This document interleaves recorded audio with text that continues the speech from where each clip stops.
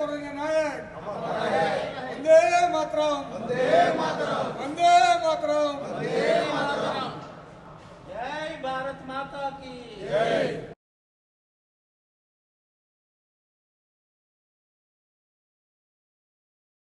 మురళీ నాయక్ మన వీర సైనికుడు 2022లో అగ్నివీరుగా సైన్యంలో చేరటం, 4 రోజుల క్రితం వరకు కూడా నాసిక్లో అతను ఉద్యోగ నిర్వహణ చేయటం, యుద్ధం వచ్చింది, నువ్వు రావాలి, నీ అవసరం చాలా ఉంది అన్నప్పుడు అతను పరుగున బార్డర్లోకి వెళ్ళాడు.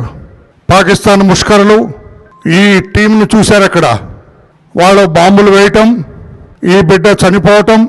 మురళీ నాయక్ మన రాష్ట్రం అనంతపూర్ జిల్లాకు చెందిన యువకుడు.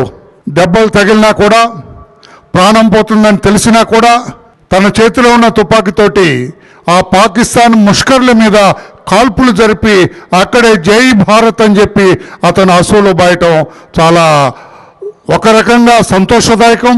వీరోచితమైన మరణం పొందాడు. కానీ చిన్న వయసులో, అతి పిన్న వయసులో అతను ప్రాణాలు పోగొట్టుకోవటం కూడా ఇది పాకిస్తాన్ వాళ్ళందరూ కూడా దీనికి తగిన మూల్యం చెల్లిస్తారు. మీ అందరికీ నేను తెలియచేస్తూ ఉన్నా. ఏం పాపం చేశారని ఆ బిడ్డను చంపారని చెప్పి నేను అడుగుతున్నా. మీరు ఆ రోజున దుర్మార్గంగా మీ ఉగ్రవాదులు అక్కడికి వచ్చి వేలగాంలో ఆ యాత్రికులందరినీ చంపకపోతే, 29 మంది యాత్రికులను మీరు మట్టి పెట్టకపోతే ఇదంతా జరిగేది కాదు. మా బిడ్డ ఈరోజు చనిపోయి ఉండేవాడు కాదు అని చెప్పి కూడా తెలియజేస్తున్నా.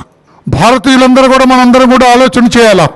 చాలా కాలం నుంచి నేను రాజకీయాలు మాట్లాడదలుచుకోలేదు, పార్టీల గురించి మాట్లాడదలుచుకోలేదు. కానీ వారి పట్ల కొంచెం ఉదాసీనతంగా ఉండటం వల్ల, మనం కొంచెం పోనీలే అన్న ఆలోచన మనలో ఉండటం వల్ల ఈ రోజున పెచ్చు ఎగిపోయి ఇష్టం వచ్చినట్లుగా ఇంత మనం కఠినరు చేస్తే ఒక్క రోజులో పాకిస్తాన్ సంగతి తేల్చే అవకాశం మనకున్నది. అంత యుద్ధ సామాగ్రి మన దగ్గర ఉన్నది, ధీటైన మిలిటరీ మన దగ్గర ఉంది, సైనికులందరూ కూడా బలోపేతమైన సైన్య దళం మనకున్నది.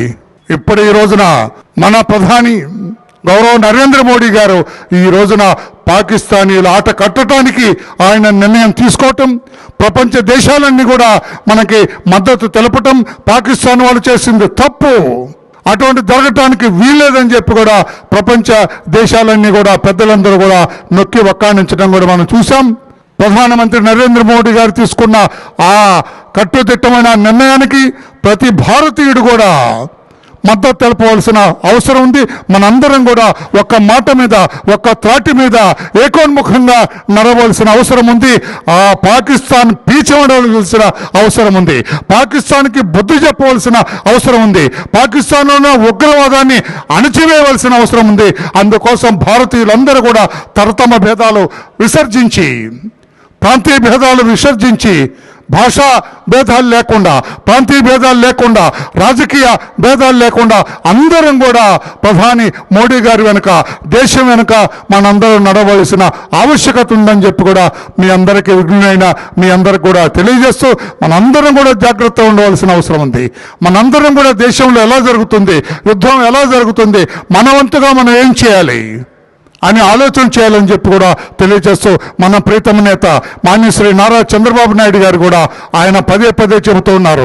నరేంద్ర మోడీ గారికి ఆయన తీసుకున్న నిర్ణయానికి మనందరం మద్దతు తెలపాలని చెప్పి కూడా ఆయన పదే తెలియజేస్తున్నారు. అలాగే మన యువనేత నారా లోకేష్ బాబు గారు కూడా ఆయన ఎక్స్లో పెట్టిన ఆ ట్వీట్ బ్రహ్మాండంగా దేశమంతా కూడా ఈ రోజున వైరల్ అవుతున్నది. అందరూ కూడా మనకున్నారు, ఒక నమో ఉన్నారు, ఆ అస్త్రం ఈ పాకిస్తాన్ పీచమడుస్తుందని చెప్పి మన లోకేష్ బాబు గారు చెప్పిన ఆ ట్వీట్ కూడా అందరికీ అర్థమవుతుంది.